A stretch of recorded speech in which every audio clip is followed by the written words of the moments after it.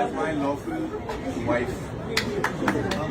ঘরোয়া আয়োজনে বিয়ে করেছেন বলিউড অভিনেতা আমির খান ও গৌরি স্প্রেড। ভারতীয় গণমাধ্যমের প্রতিবেদন থেকে জানা যায়, মুম্বাইয়ের পালি হিলে আমিরের বাসভবনে দুই পরিবারের সদস্য ও ঘনিষ্ঠ বন্ধুদের উপস্থিতিতে তাদের বিয়ের আনুষ্ঠানিকতা সম্পন্ন হয়।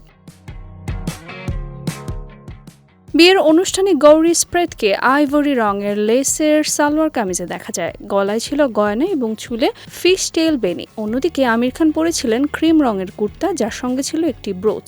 সামাজিক যোগাযোগ মাধ্যমে তাদের বিয়ের ছবি এখন ভাইরাল।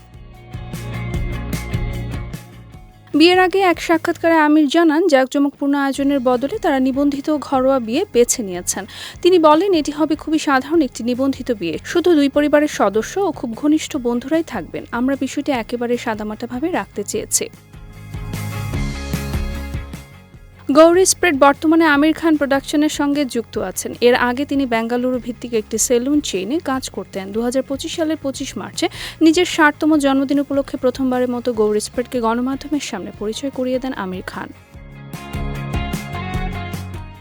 আমির জানান, প্রায় 25 বছর আগে তাদের প্রথম পরিচয় হয়েছিল। পরে চাচাতো বোন নুজহাত খানের মাধ্যমে আবার যোগাযোগ হয়, আর সেখান থেকেই নতুন করে সম্পর্কের শুরু।